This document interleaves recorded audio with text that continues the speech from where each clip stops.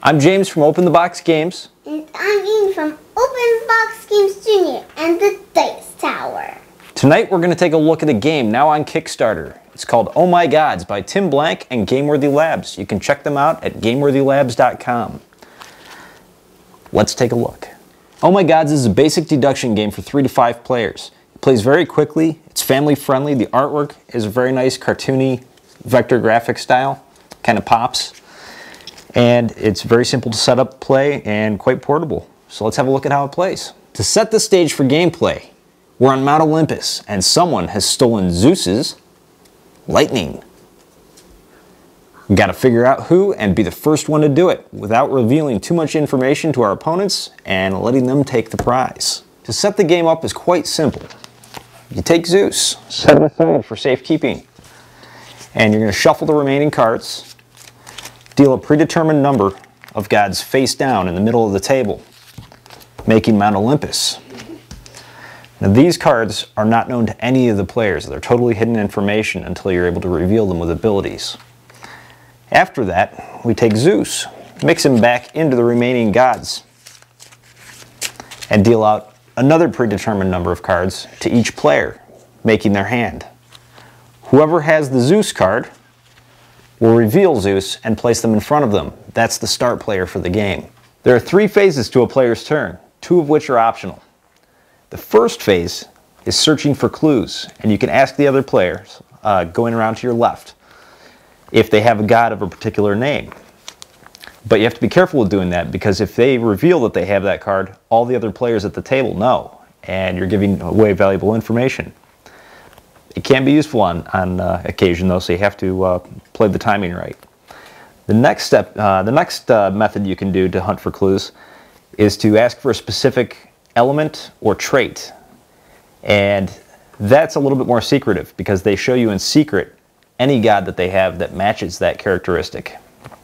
So I could say, Ian, do you have a god of fire? No. At which point, it would proceed clockwise around the table to the next player until we found a god of fire. And then they'd reveal that to me. The optional second phase to the turn is guessing the thief. If you think you figured it out, you can make a guess, but you have to be careful because if you're wrong, you're out. Move on to the next phase where you have the option of playing a character from your hand, one of the gods from your hand, for their special ability on the bottom third of the card. The trick with this is, when I play the card, I have to play it face up in front of me, which gives all the players at the table the same information and lets them check stuff off of their cards and gain ground on me. After I've run through these 3 phases, play proceeds to my left. Daddy, do you have a god of air? Okay. And play proceeds around the table clockwise. So that's the basics of how to play Oh My Gods. What did you think, Ian? I thought guessing the thief was fun. The first time we played it, I was like, You won. yay! You won, didn't you? Yeah. Overall, I think the game is quite balanced. There's maybe a couple cards that kind of verge on OP a little bit. You got Dionysus that lets you look at all the god cards in Olympus. But generally, I've found that there are other cards that will kind of curb that a little bit. There's cards like Prometheus that lets you copy a revealed god's power. So if they gain the information of all the gods in Olympus, then you can also kind of scry into there a little bit. The Zeus card, in addition to being the start player, also allows you to be targeted. You saw a lot of what we were doing. You ask players to your left questions, and you only are able to get information from the player immediately to your left unless they don't have a particular type of card, and then it proceeds around the table. But you don't have a direct way of getting questions around the table. But there are cards that will let you manipulate who has the Zeus card and target that player. For instance, there's Athena, the player with Zeus, must show you 4 random cards from their hand. Or Aphrodite, the player with Zeus, must reveal a card from their hand, and then you get to draw one from Olympus. Or Apollo. Apollo. Apollo, yes. The player with Zeus loses their next turn. Right. So part of it is going to be getting rid of the Zeus card,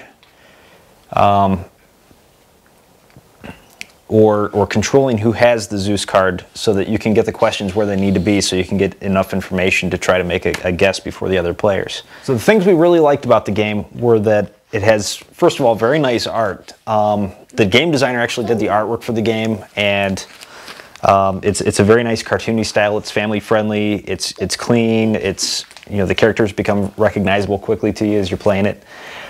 And all of the traits and characteristics are very clearly illustrated in a way that's easy to reference, so that you're not constantly like squinting and fishing for information. So this is a good game for kids, right? Yeah. And he was able to beat us the first game that we played, so it's just random enough that adults can't just trounce the kids with pure strategy. It keeps it competitive for everybody.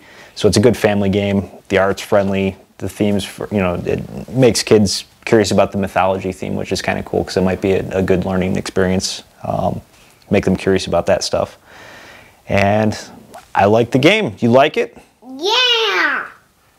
Thank you very much. I'm James from Open the Box Games. And I'm Ian from Open Box Games Jr. and the Dice Tower. Join us next time. Thanks.